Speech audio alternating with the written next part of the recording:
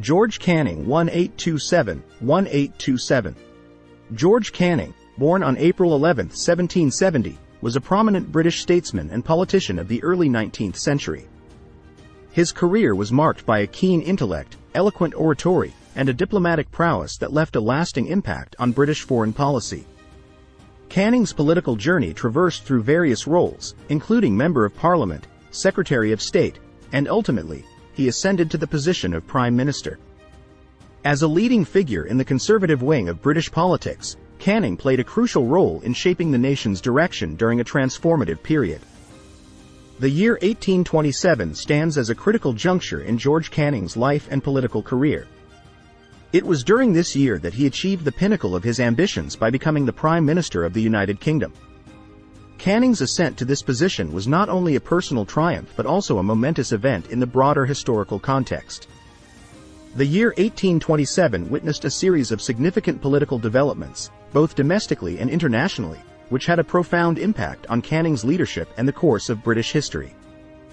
George Canning was born on April 11, 1770, in London, England, into a family with roots in the literary and artistic circles. His father, George Canning Sr., was a successful and well-connected merchant, and his mother, Mary Ann Costello, had Irish origins. Despite his family's financial stability, young George faced personal challenges early in life, losing his father when he was just 1 year old. Raised by his mother, Canning attended Eton College, where he displayed exceptional academic abilities and a talent for public speaking. After completing his education at Eton, Canning continued his studies at Oxford, distinguishing himself as a gifted orator and debater. His intellectual prowess and eloquence earned him recognition, laying the foundation for his future political career.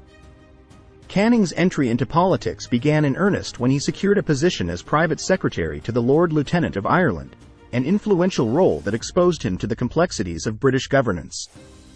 His early political experiences provided valuable insights into the workings of the British political system, fostering a keen interest in national affairs. In 1793, at the age of 23, Canning entered the House of Commons as the Member of Parliament for Newport on the Isle of Wight. His maiden speech in Parliament showcased his exceptional oratorical skills, setting the stage for a meteoric rise through the political ranks. Canning quickly aligned himself with the Conservative faction, particularly the Pittite group led by William Pitt the Younger, which would significantly influence his political ideology. Throughout his political career, George Canning forged crucial alliances and affiliations that propelled him to prominence. His steadfast loyalty to Pitt's policies endeared him to the Pittite faction, and he played a vital role in supporting and promoting their agenda. Canning's rise to prominence within the Tory party was swift, and he garnered respect for his intellectual acumen and strategic thinking. Canning's career also witnessed moments of political turbulence, including a brief period of estrangement from the Tories due to disagreements over foreign policy.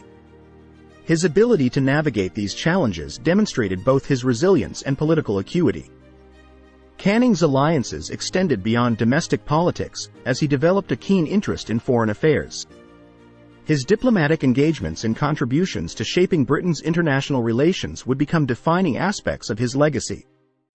As we delve deeper into Canning's political journey, it becomes evident that his early life experiences and strategic alliances played a crucial role in shaping the trajectory of his impactful career. George Canning's foray into foreign affairs marked a significant chapter in his political career, showcasing his diplomatic finesse and strategic vision.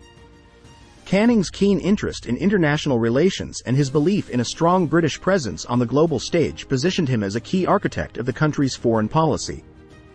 As he ascended through the ranks, Canning held various important diplomatic positions, including serving as Foreign Secretary under different prime ministers. His tenure in this role allowed him to shape and execute policies that aimed to secure British interests, maintain a balance of power in Europe, and navigate the complexities of international relations during a period of significant geopolitical change. The Congress of Vienna, 1814 to 1815, Canning played a crucial role in the post-Napoleonic-era diplomatic landscape, particularly at the Congress of Vienna. His diplomatic skills were evident in negotiating favorable terms for Britain and contributing to the establishment of a stable European order after the Napoleonic Wars. The Monroe Doctrine, 1823, One of Canning's most enduring diplomatic legacies was his support for the Monroe Doctrine, an American policy that opposed European intervention in the affairs of independent nations in the Americas. Canning's role in encouraging this doctrine helped solidify the United States as an independent force in the Western Hemisphere. Recognition of Latin American independence. Canning's pragmatic approach led Britain to be one of the first major powers to formally recognize the independence of several Latin American countries from Spanish rule. This move not only aligned with his support for self-determination but also strengthened British trade interests in the region. While Canning's foreign policy achievements were substantial, they were not without controversy and challenges. Some notable instances include the Greek War of Independence, 1821 to 1829. Canning's support for the Greek struggle for independence against the Ottoman Empire faced criticism and resistance from other European powers. While he championed the cause of freedom, the complexities of balancing humanitarian concerns with the strategic interests of Britain in the eastern Mediterranean posed challenges. Relations with France. Canning's foreign policy decisions, especially those involving France, were met with skepticism and criticism. His pragmatic approach, which sought to engage with France rather than perpetuate hostilities, faced resistance from political rivals who favored a more confrontational stance. Internal opposition. Domestically, Canning faced opposition to his foreign policy decisions, particularly from conservative factions that disagreed with his emphasis on liberal principles in international relations. These internal challenges added complexity to his efforts to navigate the evolving geopolitical landscape. George Canning's journey to the position of Prime Minister was marked by a culmination of political achievements and the resolution of internal party dynamics. In April 1827, Canning achieved his long-cherished goal when he became the Prime Minister of the United Kingdom, succeeding Viscount Goderich. His appointment marked a historic moment not only in his personal career but also in British political history. Canning's ascent to the premiership was the result of a complex political landscape. His predecessor, Lord Liverpool, had suffered a stroke, leading to a power vacuum within the Tory party. Canning's pragmatic and moderate political stance, as well as his reputation for diplomatic skill, made him an attractive compromise candidate to bridge the divides within the party. Canning brought a distinctive leadership style to the role of Prime Minister, characterized by a combination of pragmatism, eloquence, and a commitment to liberal principles. His approach reflected a departure from the more conservative policies of his predecessors, signaling a shift toward a more liberal and reform-oriented agenda. As a leader, Canning was known for his excellent oratory skills, which he often employed to persuade both the public and his peers. His speeches were marked by a balance of wit, intellect, and a deep understanding of the political climate.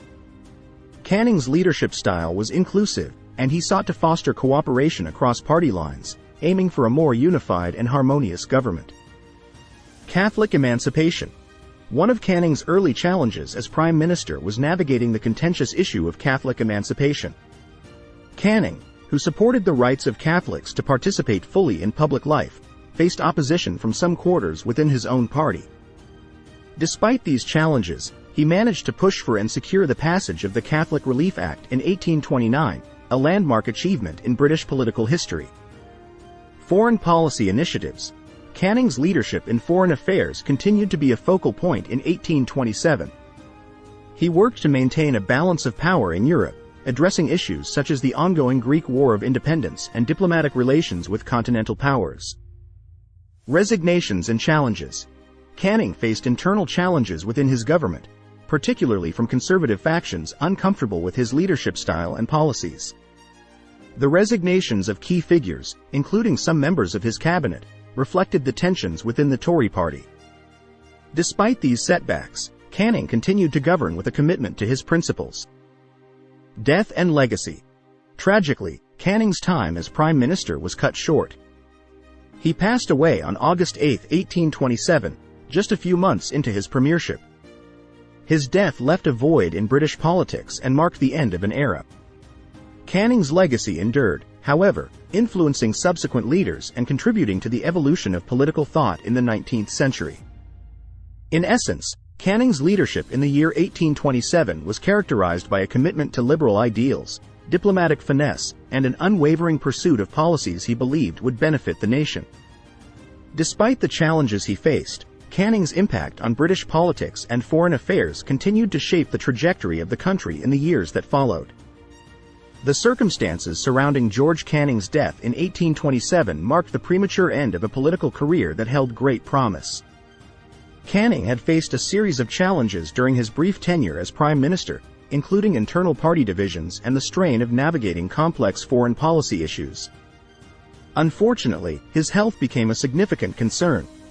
In July 1827, Canning fell seriously ill, possibly due to pneumonia or related respiratory ailment. Despite medical interventions, his condition worsened, and on August 8, 1827, George Canning succumbed to his illness at the age of 57. His untimely death sent shockwaves through the political landscape, leaving the nation mourning the loss of a statesman whose leadership had brought both innovation and controversy. George Canning's legacy in politics is multifaceted and continues to be a subject of historical analysis and debate. Several key aspects contribute to the evaluation of his legacy. Political reformer. Canning was a political reformer who championed liberal principles and sought to modernize British politics. His support for Catholic emancipation, though divisive at the time, reflected a commitment to inclusivity and equal representation. Diplomatic legacy. Canning's contributions to foreign policy left an enduring mark on British diplomacy. His role in the Congress of Vienna, support for the Monroe Doctrine, and recognition of Latin American independence showcased a pragmatic and forward-thinking approach to international relations. Oratorical prowess. Canning's oratorical skills were legendary, and his speeches were widely acclaimed for their eloquence and wit. His ability to articulate complex political ideas and persuade both colleagues and the public contributed to his prominence in British politics. Legacy of innovation.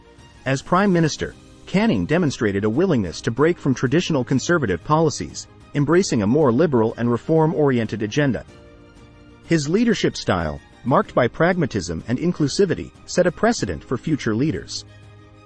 George Canning's impact on the British political landscape transcended his time in office.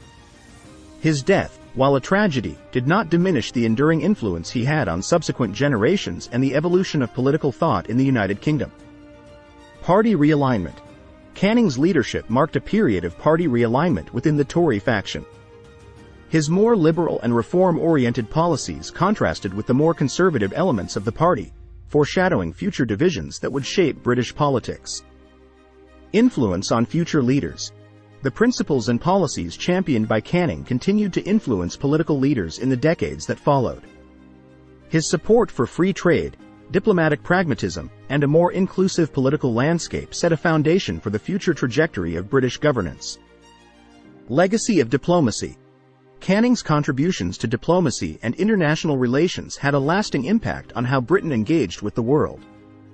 His recognition of Latin American independence, in particular, reflected a commitment to principles of self-determination that would influence British foreign policy for years to come.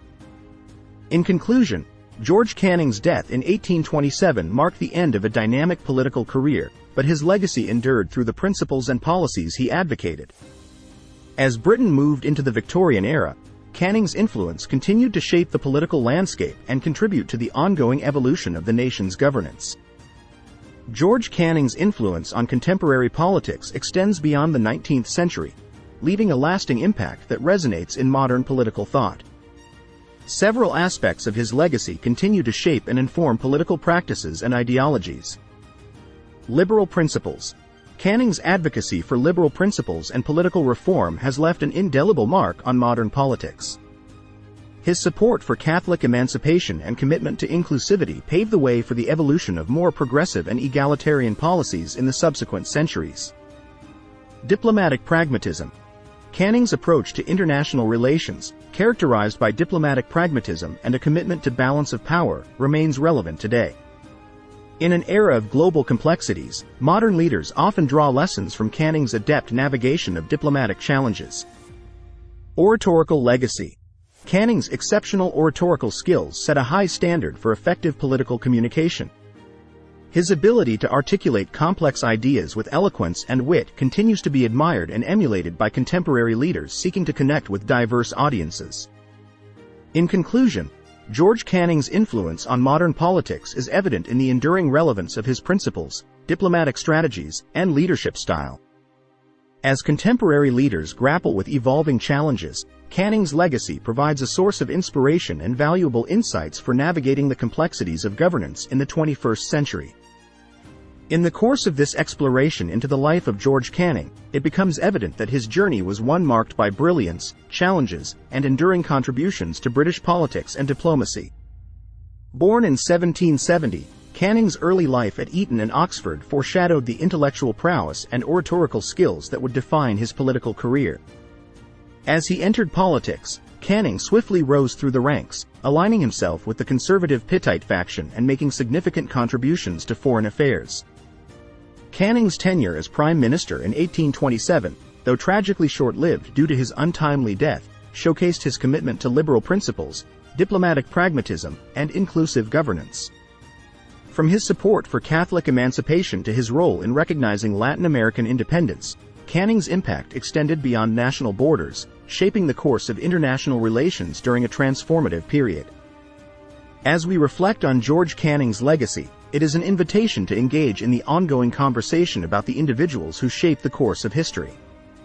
Through further exploration and study, we can gain a more nuanced understanding of Canning's contributions and the enduring impact he has left on the political landscape of both his time and the generations that followed. Thank you for watching this video.